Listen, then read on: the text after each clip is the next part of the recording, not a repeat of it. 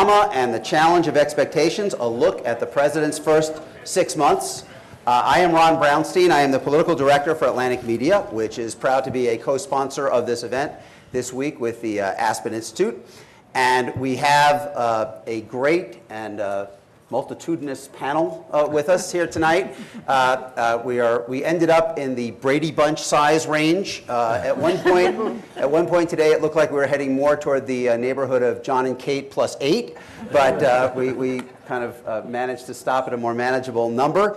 I just want to introduce everybody real quick and then kind of give you a little sense of what we're going to talk about tonight and kind of an order of battle, and then plunge right in. On my far right, Fred Wertheimer, founder of Democracy 21, and before that, the longtime president of Common Cause. Beside him, Professor Charles Ogletree, a professor of law at Harvard Law School, whose students have included one Barack Obama, who we've heard a little more of since. Margaret Carlson is the Washington editor for The Week and a columnist at Bloomberg News.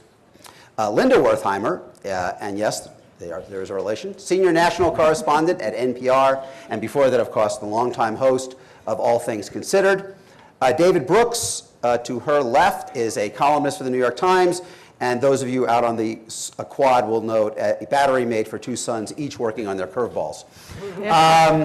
What we're going to do tonight is we're going to talk. I'm going to try to work through with this panel some of the different aspects of the early stages of the Obama presidency, what we've learned about him, what maybe are some of the successes he's had so far, what are some of the problems that may be looming out there for him. Then we're going to turn it over to you for questions for a while, and then we're going to bring it back up here at the end, and I'm going to ask the panelists a few lightning round questions where I'm going to try to hold you, and try very hard to hold you to one-word answers for a few final thoughts before we go out the door. But let me start with a broad question. I mean, these have been a very eventful first few months of a presidency, probably not since Reagan's first few months, if not 1965 with Lyndon Johnson or even Franklin Roosevelt in 1933, have we seen so much activity on so many fronts, domestic and foreign. Out of all of the decisions and the activity that the Obama administration has undertaken here in these first months, when you look across the board, both at the specific policy choices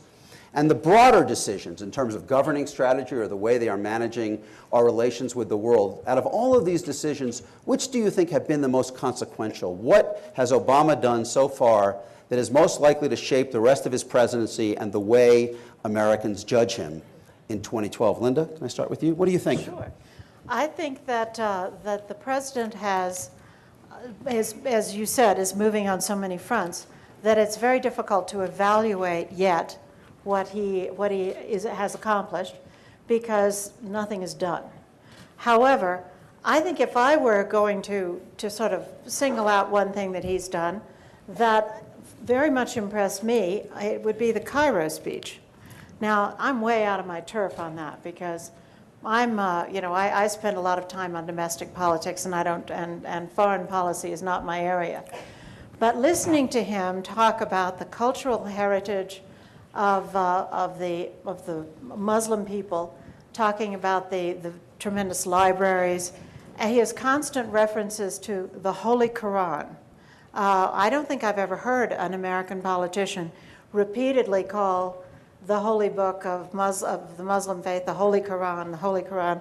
He even talked about the first Muslim member of Congress being sworn in by placing his hand on the Holy Quran that was in Thomas Jefferson's personal collection.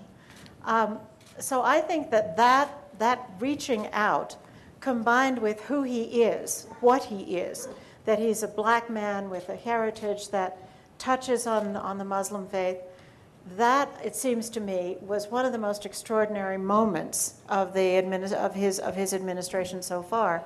Now, who knows, whether it will end up being significant, but I don't think anybody would have been quite able to reach out as he was. Professor? Well, to me, this might surprise people. Beyond all the national security and terrorism responses, I think the most important thing that happened was the appointment of Hillary Clinton as Secretary of State. Took a lot of courage. It reflected his own confidence in the team that would make a big difference. It made it clear that he's very serious about terrorism and global issues, and I see that appointment, as Doris Kearns Goodwin talks about in her book, The Team of Rivals, as an extraordinary vote of confidence in Secretary of State Clinton's ability to lead that issue, but also a sense that he's in charge. And I thought that, to me, was a decision that will go down as we look at the conversations about Iran and North Korea and Israel and Palestinian issues, that her appointment is quite significant. Fred? I think in terms of the big change that the president committed to, the single most important thing he has done in the first 6 months is go after everything at once early on. I think that decision may well shape the extent to which he is able to bring about the kind of structural social change that he really promised during his campaign and during his early days. For the following reasons: the president is at his height of strength in his first year. It can continue, but it tends to dissipate. But he is at the ultimate point of his power and his public support, and he has an absolute unique situation in the Congress. That 60th vote he got today is a magic vote. It's not simply an abstract 60 votes to break a filibuster. This is the first time in 30 years that either party has had 60 votes in the Senate.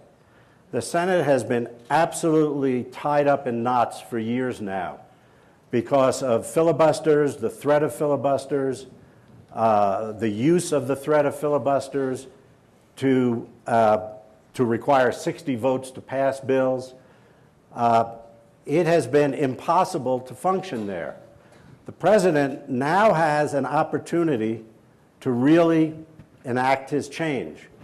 And the 60 votes is not what he needs to pass legislation. So you'll see the battles go on between the moderate Democrats and the liberal Democrats. But Senator McConnell, who is the master of stopping things, has really lost his power.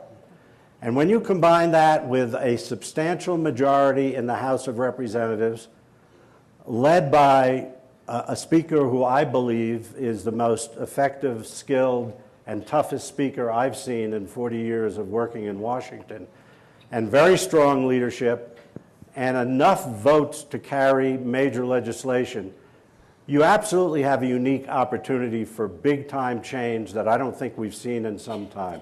So I think going for it now, that strategic decision could be the biggest decision they made. Margaret, what's been most consequential for you? Well, some of the things I would have chosen are gone, like Hillary. But I would put Hillary into a characteristic that I've seen in no drama Obama, which is an ability to change course, change tack, change his mind without a lot of drama to it and just go on to another day without a lot of fuss. The Hillary Clinton, it looked huge, and then it just worked and the criticism died down. He got off Tom Daschle very quickly without seeming to be horribly disloyal, but pragmatic, because it came after Tim Geithner, and you only get, one pass. Got out of that quickly. He changed on the torture photos. That seems to have passed by without a lot of fuss. He may drop the public option in healthcare, which I think is a terrible idea, because I don't think you should even touch healthcare if you're not going to do something fundamental. You'll just end up covering more people and spending more money without fixing the problems in the system. But his personality, he doesn't step out of character very much. It seems to be an integrated personality that takes things almost seamlessly, all in the same way, without creating these firestorms that, for instance, Bill Clinton would have. And his decision-making is a little different. In the Clinton administration, you would see the number of pizza boxes were equal to the number of people who seemed to have the last word on making a decision, because the meetings went till midnight. Unlike Bush and Clinton, Obama seems to take in all the information. He's very curious. But it doesn't run on forever, and the decisions get made, and he's making them fast and furious. Some of them might be wrong, depending on your point of view. But there is an approach that he has that he showed during the campaign. Under a lot of criticism, he never got mad, for instance. Remember, we all wanted him to get mad. Not David, but many of us. I saw the man. Yeah. Well, good. That's a good way. That's a good segue, David. David, who is so well-sourced in the White House that he refers to the president as a senior administration official in his columns. Let me see if he's calling. I take Fred's view, though, maybe mirror image. I think it's self-confidence, the decision to do everything at once. A world leader came through, of a big country, came through, saw Obama, then saw a bunch of journalists afterwards, and we said, so what was Obama like? He said, I've never seen a leader so self-assured. And this guy has seen all the world leaders. And so I've come to think that Obama, in the language, the word Obama will denote self-confidence. So-and-so has 100 Obamas.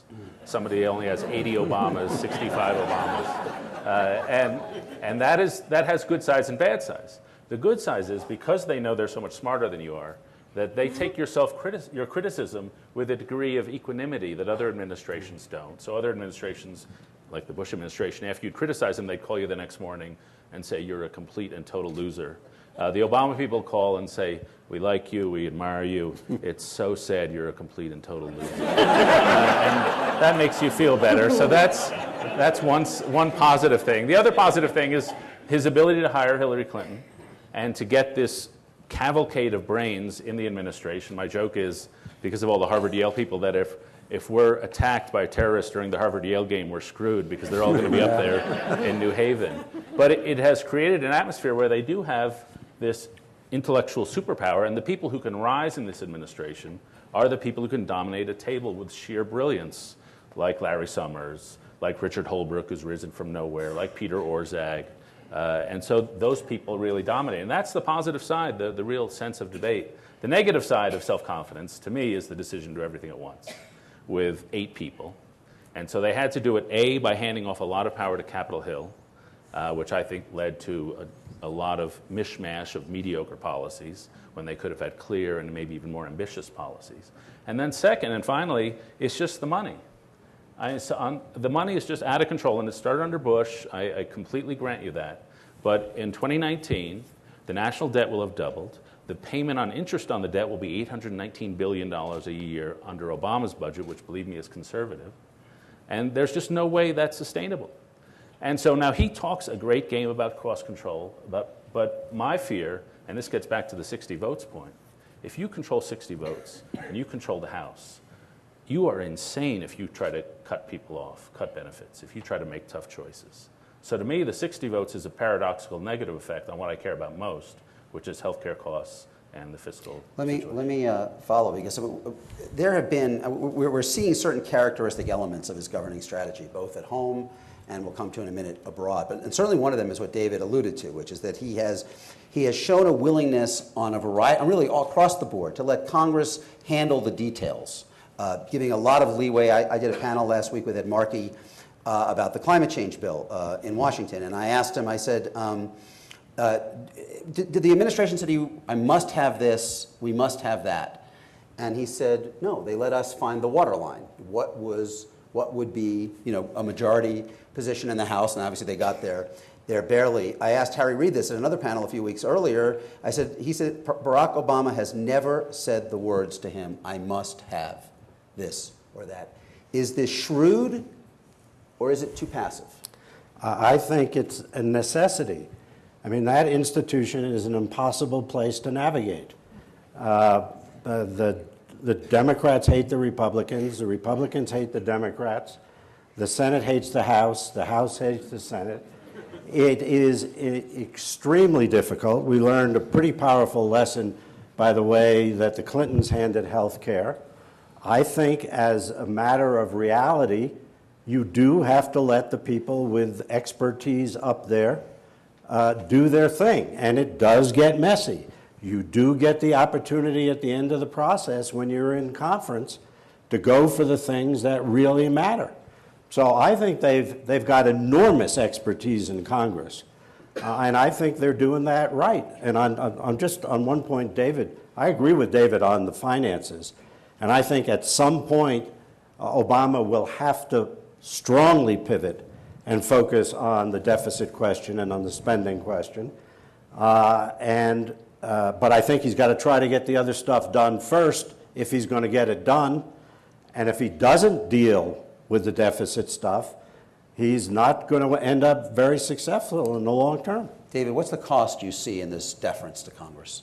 Because Congress, well, I'm a Hamiltonian. I believe in a strong executive because I think people in the executive branch of any party make coherent policies based on think tank wonkery, which I tend to think is a coherent way to make policy, and then you compromise.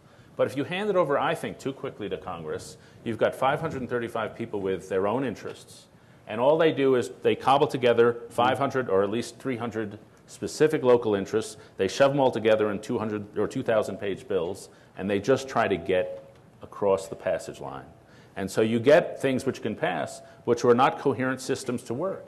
And if you're trying to create systems which will work on incredibly healthy and complicated issues like healthcare and energy, you need pieces that will actually fit together. And that takes somebody to actually think it through. And just to cobble it through, I don't think it's the way to go. But on the other hand, if you send a completed, well-thought-out bill to Congress, then you're looking at 6 weeks of headlines of Obama loses key portion of, it gets chopped apart on the Hill anyway. The way the Congress works lately is that the House and the Senate are totally at odds. The Democrats and Republicans, as Fred said, Fred and I agree on, some things. That when you try your idea is to get a document into conference, and that's where the president once again has something to say. So I think that it may not be the paradigm, it may not be the best way to do it, but until and unless we can somehow manufacture out of thin air a Congress that is not filled with people who have safe seats, there is just really no way, it seems to me, that you can handle them very effectively. Other than what he's doing. Yeah, I think what he's doing that's one way. We watched Bill Clinton do it another way. It seems to me that he's channeling Ronald Reagan to some extent. Ronald Reagan calls everybody in and he says, boys, let's get that top rate down. Let's simplify, let's get the top rate down. Barack Obama calls everybody in. I'm pretty sure he doesn't say boys. But he says, we care about covering everybody. And he has a few things he cares about. They know what they are. The Congress knows what they are. Has he gone too far? Yes. And you think so? In Yeah, deferring? Especially on health care, if he insists on getting something in October, he's likely to end up with half a loaf. Because Obama once said, if I had my way about it, I would have a single-payer system. The public option, the public plan, was already a compromise, and now he's talking about maybe the co-op plan or something. So by turning so much over to Congress and doing it as a way of not stumbling over Hillary care, so let's let them do it, let us not be out front on this, I think he's going to end up with lots of compromises and want to get something through, and so the worst parts will happen because Congress, half of it, more than half of it, wants to protect the insurance companies. So you might get the coverage on this side, but not the cost savings on the other, which is the absolute worst you can have. We'll come back to the policy of health care. But Professor, is this, when you look at him and you look at the way he is approaching this, is this characteristic the way you see that he approaches the world? Is this his, when Harry Reid says, he has never said to me, I must have this, does that surprise you? Not at all. Barack has always been strategic, and I don't think he's taken on too much, and I don't think he's deferred too often. When you think about being the first African-American president of Harvard Law Review, that's an ambitious challenge. You've got all these students. They don't think they're just the smartest students at Harvard. They think they're the smartest students in the universe. So he's already dealt with that issue of trying to take different points of view and bringing it together. And I think in terms of his strategy of being deferential, if you know Barack Obama, this is a strategy where he's hearing that Congress is saying, that we're twice as old as you and we're twice as smart as you. They're half right. And you got to figure that out. And he understands that, in my sense, that he's going to be very patient about these things and ultimately not do what we saw with any administration, have health care fail. It will pass. It won't be perfect. It won't be universal the way we like to see it, but it will pass. And that's one of the great things about it. He's going to accomplish a lot in this first year. We're already talking about the 6 months. He hasn't been there 6 months yet. But the reality is that he has a vision of what it's going to look like. And as we think about the inauguration in 2013, well, I guess that's presumptive, right? Yes. But it'll happen. The idea is that seeing this president, not now, but a year or a year and a half from now, with this economy, with these wars, with all the problems he inherited, and how much he's tackled and changed it. I mean, we're talking to Iran in some respects. We're watching North Korea. He goes to Venezuela, and people said, oh my God, Chavez gave him a book. And Barack turned into a trivial comment. And he went to Cairo, and he talked about supporting Israel, but also the right for a Palestinian state. So that hasn't been done. And he has both the benefit and the burden of 8 years of Bush. I mean, people can say, this is easy. Look what we've done the last 8 years. But it's hard because people expect him to change the world overnight. And that's not going to happen. There's some interesting world polling today I'll come back to in a minute. But let me go back to something that several people have touched on. One of the other aspects of this governing strategy that we've seen is a willingness to move away from positions that he took in the campaign, and not inconsiderable ones. In the campaign, he wanted to auction all of the credits under a cap-and-trade system for reducing carbon emissions. He accepted a House approach that gives away, allocates 85% of them. He opposed an individual mandate as a candidate when Hillary Clinton and John Edwards proposed it. He is now accepting it as the cornerstone of a deal on how to expand coverage in return for the insurance industry accepting fundamental reform. I mean, there are a variety of areas, and he opposed as a candidate the idea of eliminating the exclusion that prevents the taxation of employer-provided health care. Now he's saying he might accept at least some of that. When you add this up, is this kind of sensible flexibility, or is he going too far and sort of too casually renouncing positions that he took in the campaign? Well, welcome to American politics. This is not unusual. I think there is some danger in it. I mean, he seems quite self-assured in the notion that he can do this and then explain it to people and satisfy people. Some of these things you have to do. It's just reality. So far, the public, in general terms, is still very strongly with him. But sooner or later, and sometimes sooner, you start to really anger advocacy groups that are part of your constituency. So it's a kind of a balancing act. He seems to be pretty skillful at balancing acts, but there's a risk. There's a risk involved here over time. Anybody else think he's gone too far? I think the "can't we all get along" works better at the Harvard Law Review with Hugo Chavez in the Cairo speech than it does with Congress. That he gives up too much ground in the beginning, both by turning over how a bill is going to look and by signaling ahead of time, no, I must have. There should be, I must have. And collaterally, he raised bipartisanship to this very high goal. And he got 0 votes. I mean, the party of no wasn't going to go there with him. So I would rather have him internationally be the accommodator than with our particular Congress. I think we've just become totally unused to the idea of compromise in this country. Right. There is the Congress is this total war in the Congress, and the previous president's attitudes on a whole range of subjects were so uncompromising that I think you just can't necessarily take that as the highest good. We had back in the dear dead days when the Republican Party was apt to discuss issues and come to terms with the Democrats, back when the Great Plains liberals would vote with the Republicans sometimes and with the Democrats other times. Those people are gone from the Congress. And I think we're just not, we're seeing something we haven't seen for a long time. It doesn't look right But, you know, Just Can as I- a- just as a- I think there's another ahead. aspect here as well. It's not being critical of the Republicans, but the Democrats are euphoric. I mean, they've never in a long time had the power to change. And so the senators don't want to give it to the president.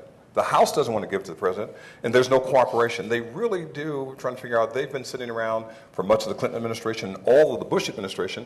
They can't pass a single piece of legislation. Although I would say that the Democrats on the Hill, and I think, David, I think you'd agree, are working better with Obama in the first period of unified control than they did with Clinton in the first period of unified control. Because When you Clinton saw- was saying, I want it this way. when you saw that left-right crossfire sometimes on the crime bill, for example, which helped precipitate the debacle in '94, you had members on the left voting against it, members on the right voting against it. This vote this week on the climate change looked like the kind of thing they might have lost under Clinton. Yeah, no, that's right. Well, I have one quick story, I think, which is germane, but it may not be. And this was told to me by somebody now in the Obama administration who, no, I can't give it away, but he also worked in the Clinton administration. He said that Clinton would make 16 calls to chairman in an afternoon, and he had great conversations. The problem was that his position on call 16 was 180 degrees from where it was on call 1. And then he was amazed when he went to Congress, and now I have given it away. Yes, you have. Yeah. that Bush never made the calls. And so Bill Frist and those people never had conversations with Bush. And that's why they rolled him on issue after issue, especially on the spending issues. I think Obama does have very good relationships with Capitol Hill, but I would say it's because, especially on the stimulus package, he let them write the damn thing. I want to ask you about one more aspect of what we're seeing as characteristic of the governing strategy, and then maybe turn to some of the national security and foreign policy questions. You alluded to it a little bit earlier in a more negative light, but certainly there's been a lot of effort by this president at reaching out and trying to splinter the business community. I was at an event a couple weeks ago in the Rose Garden where he was surrounded by the presidents of 10 major auto companies, including 8 that he doesn't own, who agreed to raise fuel economy standards, basically signaling a truce in what has been a 20-year war in Washington. On this cap and trade bill that we talked about that was voted on Friday, there was enough support from the utility industry that the main trade association, the Edison Electric Institute, was neutral. And there were several major utilities who supported it. And similarly on health care, to this point, the health insurance industry and certainly pharma, who have both been most leaning Republican institutions, have been more supportive than not. So the question is this, and on the other side, there are plenty of opponents. I mean, the Chamber of Commerce is moving into a much more oppositional stance, and the AMA is very skeptical of healthcare. But nonetheless, they are peeling off a significant slice of the business community. Is this shrewd, or again, is he giving away too much in substance to earn this political support? Linda?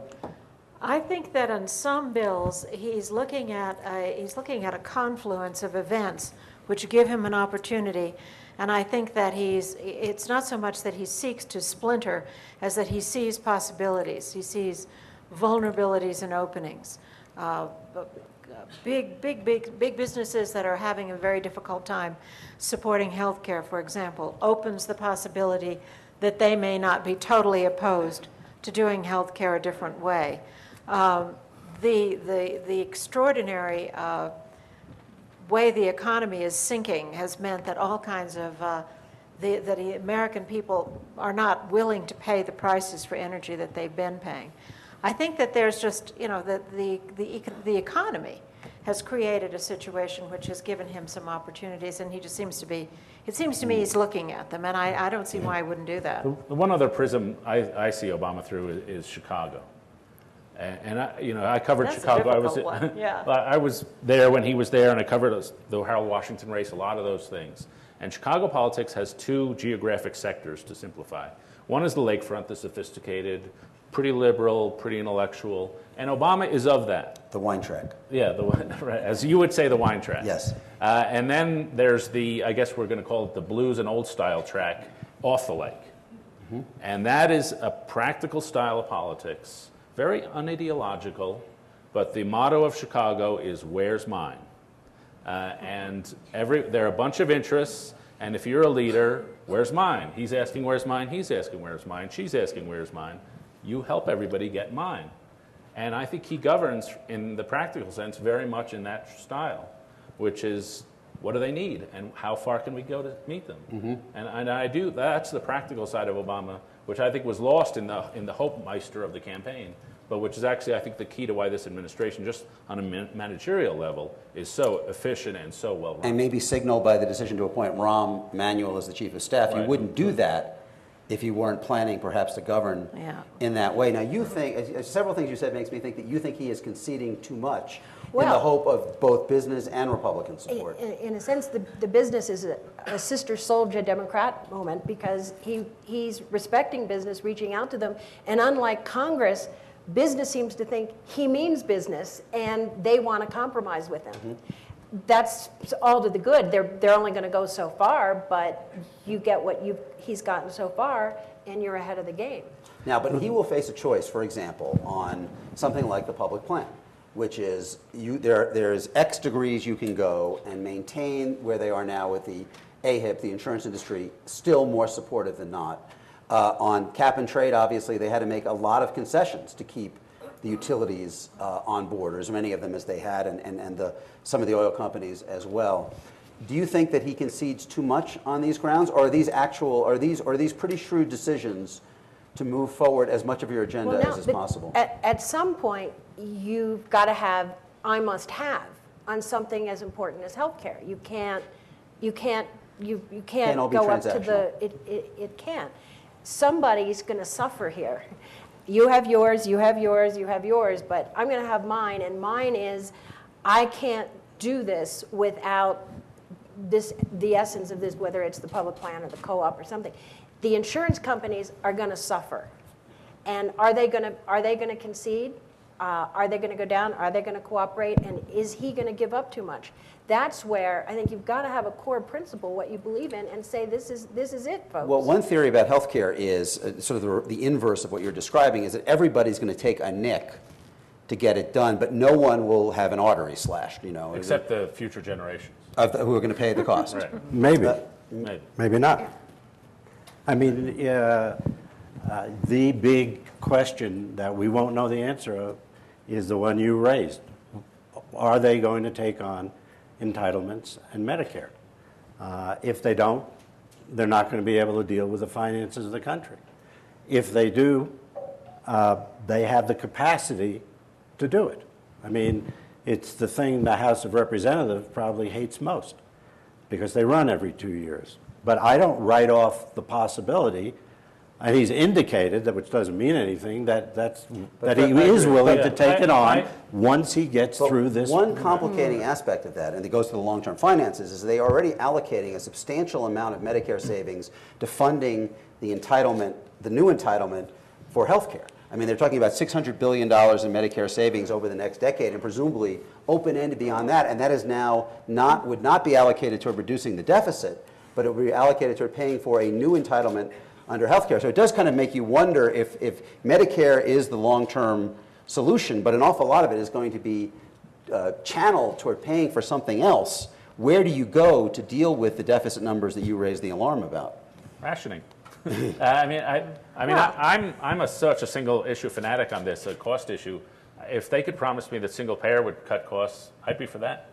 And people should write that down. The things they're talking about, and you know more about healthcare than I do, and a lot of people in this room do, but they're talking about this MedPAC body, which would be to a glorified Federal Reserve Board of Healthcare. And MedPAC is an existing organization. Advises Medicare on how to run it better. And a pretty impressive organization from what I can see. And maybe they would grant them a fair bit of power to essentially draw lines. Now, it wouldn't be the most democratic organization in the world, but it might be effective, and a lot of us, surprisingly, might be able to live with that. Ron, can I make one point about bipartisanship? I'm someone who worked for a liberal Republican in the 1960s, and then has spent my career working for nonpartisan organizations on the organizing principle of putting together bipartisan coalitions to win legislative battles. And I would say that bipartisanship, if you're talking about significant numbers of Republicans, is simply a false idol today. It is not possible. The Republican Party has, over the years, become increasingly conservative. There are no liberal Republicans. There are a handful of moderate Republicans left compared with 15 years ago. So you cannot do this. What you can do, and what has been done, they picked up 3 Republican votes on the stimulus package, and that won the stimulus package for them. And on the global warming battle, they picked up 8 Republican votes, and if they had lost 8 of those votes, or if they even lost 4 of them, they would have lost global warming. So, But can I just Yeah, respond please. to that? Because I'm like the most liberal Republican on earth. And I hated the stimulus package. And when you look at Congress, you have the gangs. You have a gang of 14, you have a gang of 10, you have Wyden Bennett on health care, which has half and half. Right. It is possible if you craft the legislation in the right way. Now, I agree with you in the House. There are like 8 moderates. But I think it is possible if you craft the legislation right. I was going to ask you, clearly there have been few Republicans crossing over on these votes, and it's unlikely to get much larger. Is that more a function of who's left, as Fred is suggesting? I mean, it tends to be, especially after these last 2 losses, the members in both the House and the Senate are concentrated from conservative constituencies, or is it a function primarily of what Obama is trying to do and the way he is doing it? I'd say it's structure. I think that that in 1974, when every Democrat who could lose lost, Republican who could lose lost, you had a very concentrated essence of Republican body left, and that's all you had. But and that's what you've got now. It's not that small, but it's from safe seats. It's people who don't care what. Who are not bothered by opposition.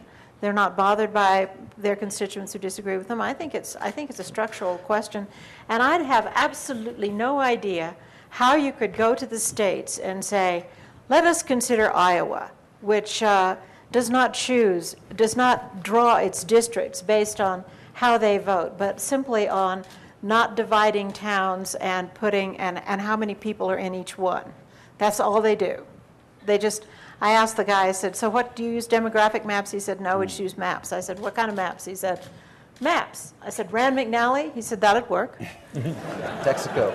Let me yank us, so we're moving to the time where we're trying to bring in the audience. Let me yank us out of domestic policy and start talking for a few minutes about national security and foreign policy, which we haven't been on since your initial comment. And Professor, let me start with you, because one of the areas where the president clearly has tried to thread a needle and build a broad coalition is on his reconsideration of the Bush national security and terrorism policies. Right. He's renounced some, he's revised others, he stayed closer than people anticipated to yet others. When you look overall at the approach that he is taking, how do you kind of assess it? What seem to be the unifying themes and where he is trying to take this? Well, he's relentlessly optimistic in thinking he can address the issue of terrorism and national security and make it work, and I like that.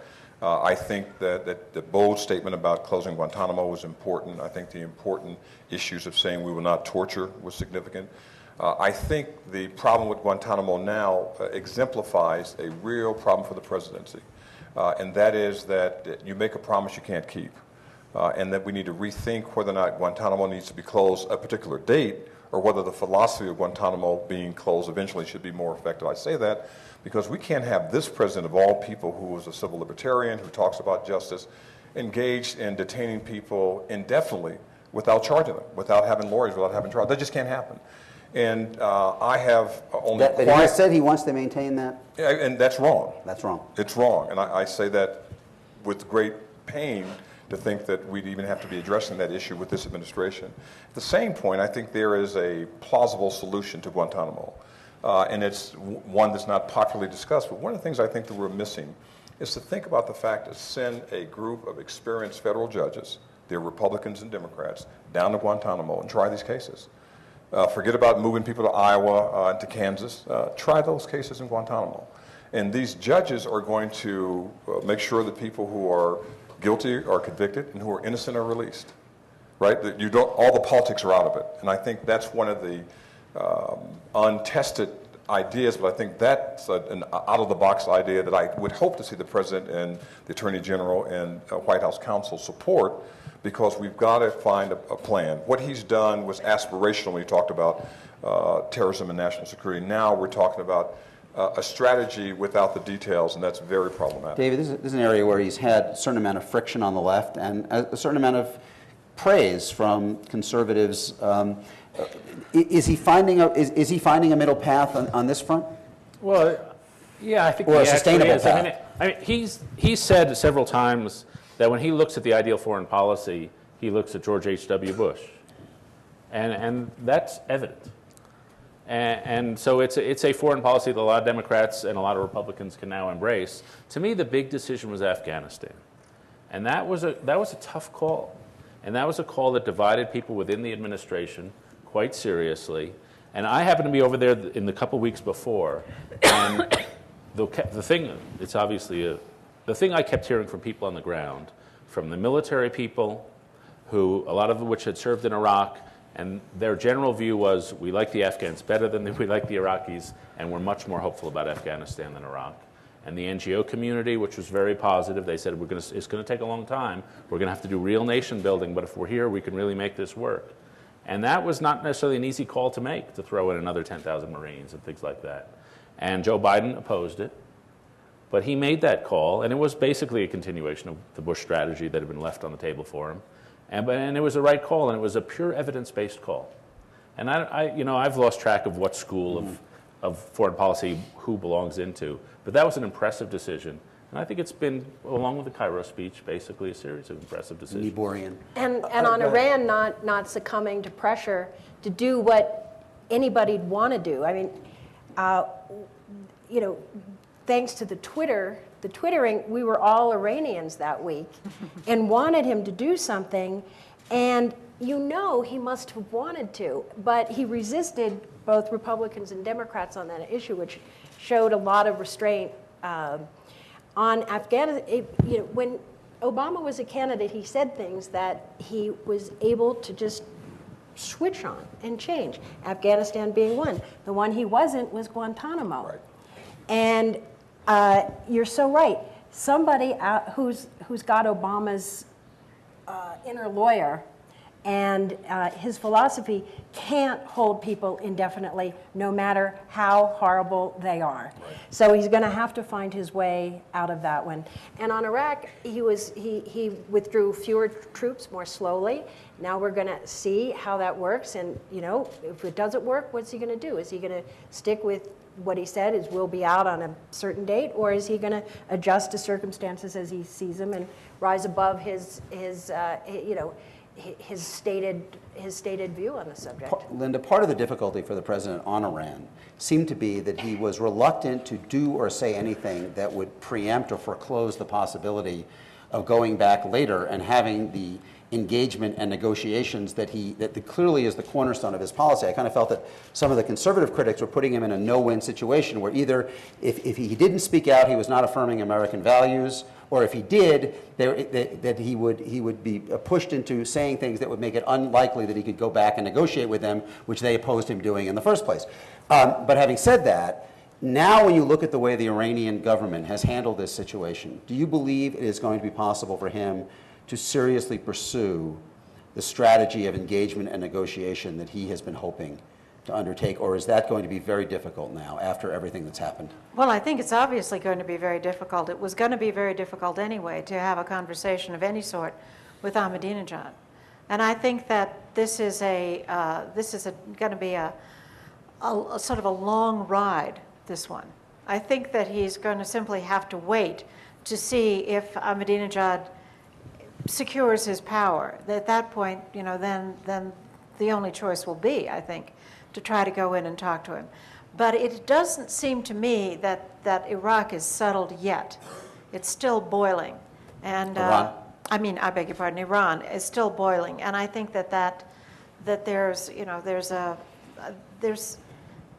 might as well wait. I don't see that there's anything to be gained by doing anything else. But Ron, the third thing is that the uprising would have been, an American fomented Yes, right. uprising, and it would have undercut it terribly.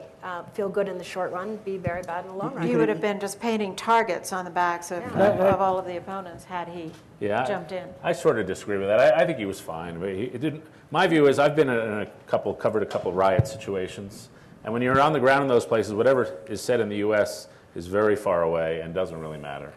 That people focus very much on the near term, with the actors who really matter. And so I don't think what he said either way wasn't going to matter either way. The one thing I would say, and this the Obama administration is learning, as every previous administration is learning, and I've heard this from many people, that when you go into government, the one thing you learn is the military people are much more impressive than you thought they were, and the intelligence people know a lot less than you thought they did. And so we just didn't know anything about Iran. It's been interesting to interview people in successive generation, what's really going on in Iran, and they go, I don't know. And we just didn't know. I would just say, Yeah. go ahead. Go ahead. I would just say the one thing I think we've learned, we thought Ahmadinejad was this whack job puppet out here, and then the power centers were very different from him. I think we've learned there's not as much difference between the two as maybe we thought. I think we will talk to Iran. I don't know how long it will take.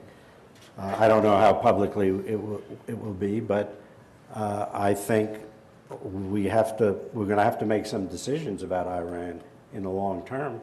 So I think we will pursue it in terms of its own stakes, and we'll figure out a way to do it that doesn't look bad and that doesn't publicly undermine, but I don't think we will now go back and say we're never going to talk to Iran again. I think we will Do you think pursue it. this will, politically in the U.S., will this empower those who are critical of that approach to begin with? In other words, will this narrow the space in which Obama can operate on Iran? You can imagine the argument of talking to the butchers of Tehran and that kind of rhetoric. Is this going to limit his space to do that? Does anybody think so?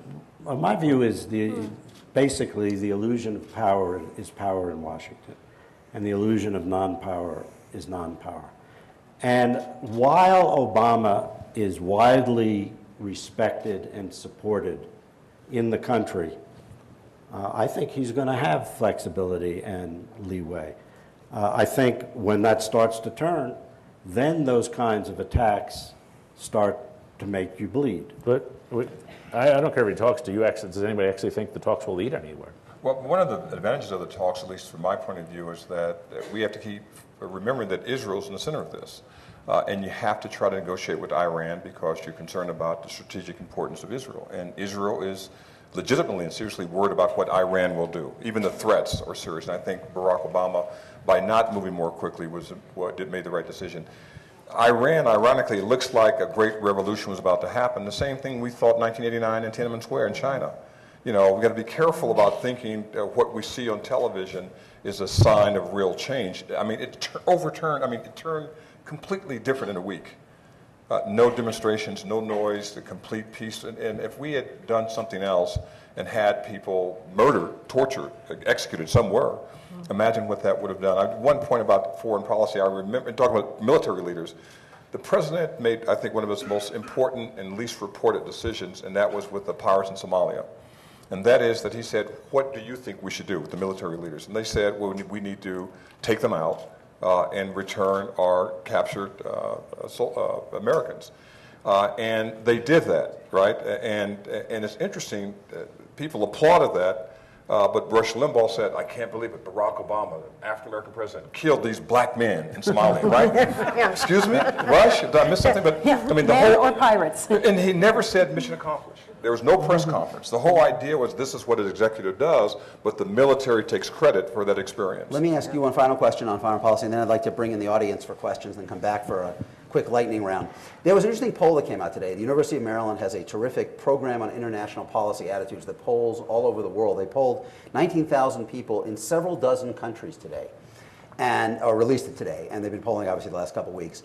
And cumulatively, across this worldwide poll of 19,000 people, 61% of those polled, cumulatively in all of these countries, said they trusted Obama to do the right thing on foreign affairs. And obviously with Bush, by the end, you were talking about friends and family in terms of the support that he was seeing. But it raises the question, if you have a president who right now, and you mentioned the Cairo speech, has this kind of credibility and people have invested a certain amount of hope in him around the world. What does that tangibly translate into, if anything, in terms of advancing America's interests in the world and enhancing our national security? Good question. A number of things. First of all, in his trip to Europe, his first trip, it was important that President Obama said that I am not the world leader, but I'm a world partner. And I think if he's going to use this number, it has to be I'm a partner. I'm not going to tell the rest of the world what to do. I'll listen and then I'll help to come up with those ideas. So I think you can't use this as a sense that you're the champion. Remember Bush in September 2001? We all said, wow, we're behind you, right? 3,000 innocent Americans were killed. His ratings were off the charts until we saw how he implemented the idea of protecting us and fighting terrorism. So the poll is important, but I wouldn't give much credence to it because there's nothing he can do until the dollar is stronger and the economy is better worldwide. And we can keep Korea from nuclear bombs, keep Iran from attacking Israel, allow a separate community in Palestine. Those are all the things that need to happen, and Barack Obama's foreign policy has to be, I've got experience, I've got judgment, but I've got patience. The most important thing, I've got patience to make sure I don't move too quickly. Any other thoughts on that before we go to the audience? Which countries? There's 19,000 people in. It was pretty, it's a diverse assortment all across the Europe and the Middle East, all across the world, Asia. It's an impressive. Where was Sarah Palin? Was she in the 50s? The countries that you could see from our house, she did well in. Let's see. We have a microphone there, and we have a microphone there, and we have a question over here. Maybe bring the mic up. Hold on. There'll be a mic making the way, and maybe over there. Let's see. In the middle. Could you go to the middle? Yeah. Yes, sir. The panel, in talking about domestic policy, suggested in the general theme that the president's abdicated significantly to the Congress, and the details of the legislation are important parts of it. I'd be interested in comments, one, on the role of Rahm Emanuel. It's hard for me to believe that although the president may not have spoken to Representative Markey, that Rahm Emanuel didn't. And also David's column of about a month ago where he laid out the president's legislative strategy, which included setting the table and finally waiting till the night before legislation had to be passed when the administration brought its power to bear. Those two thoughts at least suggest to me that the president or the administration is perhaps more significantly involved and more significantly influencing legislation than the panel generally gave the impression. Yeah. Can I? Go ahead. You sure, sir.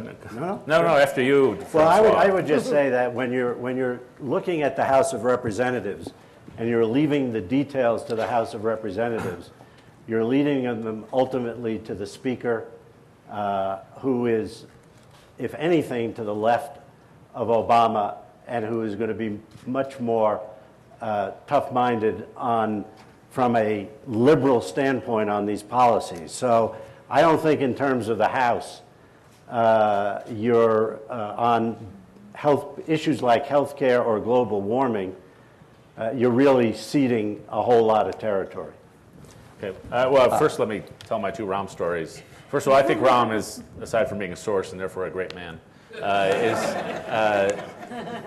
is central to everything, including the Middle East, everything. He's central to everything. We all knew him, I think those of us who covered him in the Congress knew him as a political animal, but he's actually got quite developed substantive views. And the two jokes one is the joke Obama tells about him, that Rahm lost his middle finger in a deli accident. And Obama jokes that when Rahm lost his middle finger, he was rendered mute because he's so profane. The other joke about him is that he cares a lot about American education, and he's afraid American high school students are cursing at a fourth grade level. So he is central, but the only final thing I'd say on the influence, and I think this strategy of settling everything in conference is an intelligent strategy if they can pull it off. I would just say on how much influence they've had. If you interview people on Capitol Hill and you ask how much, well, first of all, the White House doesn't come up that much when they're describing how policies are evolving.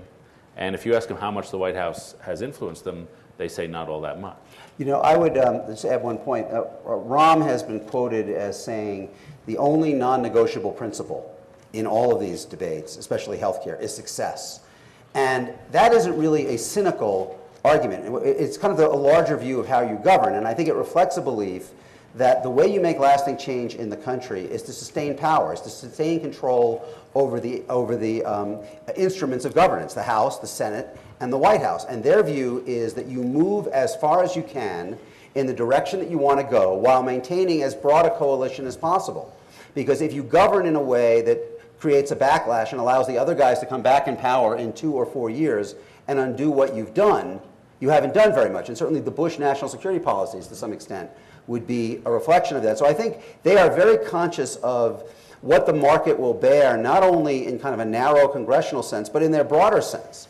I mean, their fundamental gamble is that the country will accept more government activism than it did under Clinton. And they are trying to move forward on a lot of fronts, but in a way that does peel off part of the business community, or does appeal to some Republican governors, or a few in the House. And I think it is kind of Obama, had this very unusual moment at a press conference earlier this year where he gave a closing statement, which I've never seen at a press conference. And the closing statement was about the importance of persistence. And I think that is very much their view of governance, that the key to changing the country is maintaining control of the rudder, and that everything is calibrated with that in mind. Let's see. Yes, sir. So I'd like to pick up on a couple of the themes that the panel was discussing. One of them, a little implicit, and that was as you began to discuss the Congress, I noticed that you shifted sometimes from talking about the dynamics of the Congress to the dynamics of the business community, and implicitly, therefore, they're lobbyists. So I think in that there is the notion to which Mr. Obama addressed himself in the election, that in fact our Congress is a combination of the people who are elected by the people they select to elect them, and influenced to an extraordinary and unfortunate degree by lobbying and the force of money in politics. And the second point was the analogy to Ronald Reagan, who in my youth sort of struck me as having just turned the tables on liberalism by describing welfare and working people, who, particularly teachers, as the enemy of the government. So here Obama came along in the election and really went after lobbyists and the force of the pressure of money in Congress. Now we see him struggling with some of the policies. Healthcare has been this primary subject, other than foreign policy, in your discussion, in which the lobbyists are all over. NPR did a wonderful thing the other day. It turned the camera around, and instead of taking a picture of the members who were on the panel during the healthcare, it took a picture of the audience, and an organization with which I'm associated has now asked the public to identify all the lobbyists and who hired them and who's paying them how much in order to influence that debate. Is the president, as part of his get along, go along, practical, giving up too early on the opportunity to do what Reagan did, and it is turning the tables on and then targeting the influencers in the Congress and asking the American people what they really want, the insurance companies and the AMA and the... I think I compared the Congress unfavorably to Hugo Chavez earlier. I want to take that back. But Linda was talking about the Congress with nostalgia for the Ronald Reagan Congress that you bring up. That, at least that House, doesn't exist. It's gone. And so to that extent, that's why I seem much more of a hardliner than I actually am. Because I just don't know how much you can work with these people given the way they're elected and how extreme they are, and you search for a moderate, you can't find one. You can find shifting alliances in the Senate. I mean, you have 60 Democrats. You don't necessarily have 60 votes. You've got to reach over sometimes, and you find the 3 senators or the gang of 14 or whomever, you can patch some things together. In the House, I think it's hopeless. Let's see, anything over in the back there? No, in the back? As someone who gets a lot of news from the internet and from cable television, my condolences. It seems as though we're seeing a lot more what I guess I would generically call hate speech, or at least a lack of civility and a lot of increasingly edgy kind of vocabulary and behavior. And we see these food fights all the time on the various cable networks. And I was wondering if, from your perspective as insiders who actually deal with the political process and the people behind it on a day-to-day basis. If this filters down to the places where decisions are actually being made on Capitol Hill and into the White House, or is this predominantly a media phenomenon that is produced because of the desire for bread and circuses and a lot of action? Good question. I would say it started in, I don't know if it's where it started, but it certainly is prevalent on Capitol Hill. I used to go to these things, they've canceled them now. The Annenberg Foundation used to take members of the House to the Greenbrier Hotel in West Virginia, and the idea was get them together with their families, they could share 4 days together, they'd actually get to know one another. And it was like junior high, all the Republicans would sit over here, all the Democrats would sit over here, and the highlight, my son was here, he sang at karaoke night with 140 members of Congress. He sang New York, New York, while they were drunk wearing phallic balloon hats. But the symptomatic moment of that session for me was that going down the hallway one afternoon, there was a woman weeping in the hallway. And in one of the breakout sessions, she'd been so viciously insulted, she left the room in tears. And this event was called the Civility Summit. Yeah. And I do think there is an ethos now, especially in the House, but increasingly in the Senate, of team spirit and harshness. That's just the manners of the place. Though that said, I'm sure we all find this, when you go to lunch or interview them, you walk away thinking reasonable in private. Yeah. I'd throw out a couple thoughts. One is that, as David was suggesting, the level of party line voting, Republicans voting with Republicans, Democrats voting with Democrats, usually against the other side, is today at the highest level since the turn of the 20th century. We're the most partisan era measured that way since the 1890s and the 1900s. Second, the phenomenon you're describing, I think the part of it that's worrisome to people in the political world is this idea of kind of information ghettos, where more and more of the electorate simply is hearing things that reinforces their point of view. Conservatives watching Fox, liberals putting on MSNBC or whatever, and they do worry about that. But having said that, I think that the White House view, the White House view is that most of this cable food fight is just sheer bread and circuses. It's about ratings. It's a relatively small number of voters, and that there is still kind of a persuadable middle in America that you can reach. I mean, the reality is that each part, we have gone through, in a book I call the Great Sorting Out. Each party's coalition is much more homogenous than it used to be. I mean, there are many fewer people who identify as liberals and moderates and call themselves Republican, and there are many fewer conservatives who call themselves Democrats. And so each party is more coherent. It's reflected on Capitol Hill. It's reflected in there. But having said that, there is still a piece that's out there, and the White House believes that you can reach that, and that you largely reach it through the mass media, or else you wouldn't be spending so much time allowing Brian Williams to follow him around, or Charles Gibson to keep him up to 11:30 at night answering questions on Nightline. There is still, I think part of the Bush's failure was Karl Rove's belief that there was no more middle in American politics, and then that it was all about kind of activating your base. Obama doesn't believe that. I mean, I think they do believe that you have to do both things at once. Enthuse your base, but also reach out to voters beyond it. And one of the ways you do that is through a broad mass media that goes beyond the food fight. And the good part is the seeking bipartisanship and getting along is that the civility seminar, they live in a civility seminar. Obama instructs people never to insult anybody and never to slam the door and never to put the phone down. I don't know if Rahm abides by that completely, but there is that effort, and it comes through to reporters and everyone else. I just worried a little bit about this sense, particularly there are a few people here under 50 who think that there were the good old days when all Democrats and Republicans got along and we had a great society. I don't think that happened. In fact, President Johnson in the 60s said, when he passed all this civil rights legislation, we've lost the South. And the Democratic Party did lose the South in the 60s, and really with a little bit from Clinton here and there, a little bit from Carter, but they really didn't change it. And I say that because I think there's another phenomenon going in here in terms of politics. I don't buy that the Republican Party as a party is more conservative other than in rhetoric. I think it's the same party. I think that the independents have moved away from the Democratic Party, away from the Republican Party, and they are the party that decides who's going to become elected. And the war became the divisive issue in 2006. Obama had the benefit in 2006 that the House changed. because John Conyers, the head of the House Judiciary Committee, said, I'm going to call you a lot now. I can finally have power to convene a hearing. I hadn't thought about that. For decades, he never had the power to convene a hearing. But I think the Republicans are right, if they're Republicans, to try to resist everything Obama does. Why? They lost Florida. They lost North Carolina. They lost Virginia. And the worry has to be, if we don't fight this guy every single step, in 2012, we might lose Louisiana. We might lose Georgia. We might lose a place, I doubt it, South Carolina.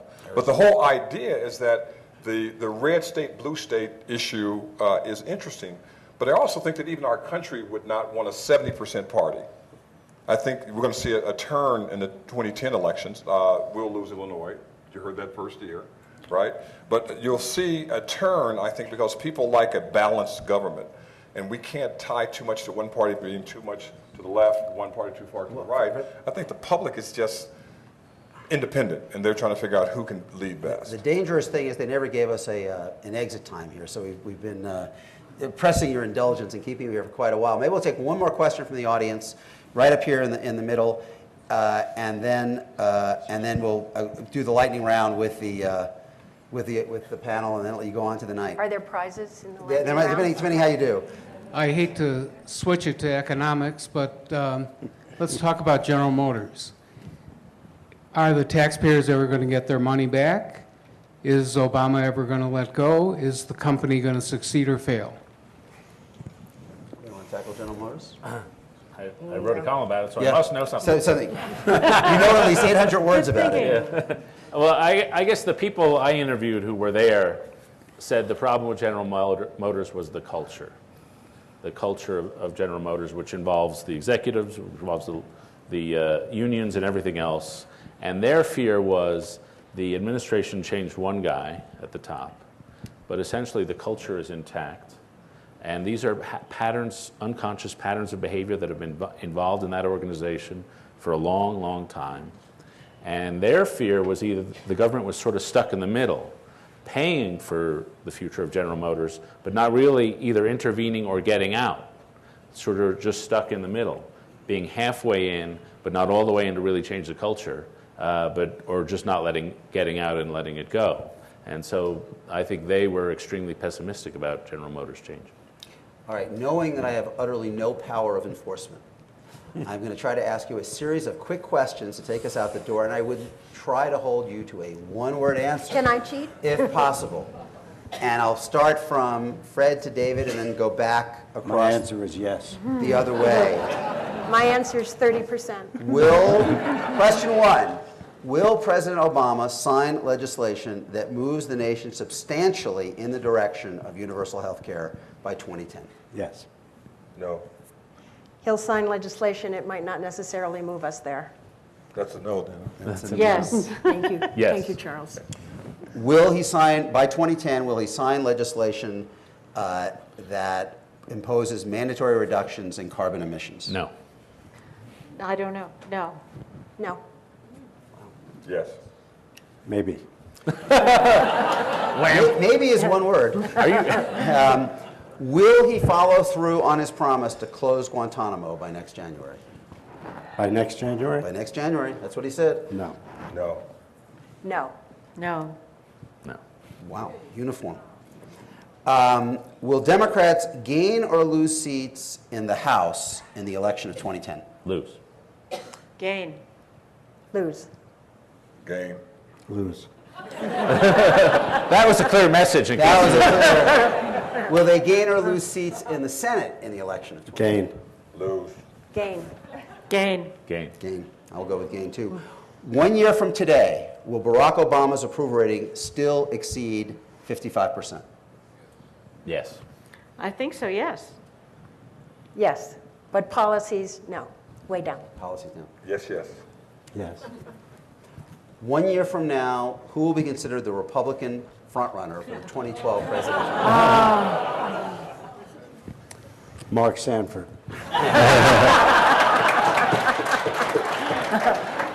Two words. It could be Mrs. Sanford, actually. Romney. Romney. Christ. Wow. Well, they're dropping like flies. How about it will not be Sarah Palin? Romney. Yes, Romney. Finally, what single issue will be the biggest hurdle or challenge to Barack Obama's reelection? Money. Deficits. He has that, he's got that horrible Reagan choice. You know, where's he going to get the money? Yeah, spending. Spending. Money. Economy. All right. That's a good one. There we have it. We have it all on the record. Maybe we can bring them all back Who next won? year. It's too early to say. Thank you all for sticking it out with us.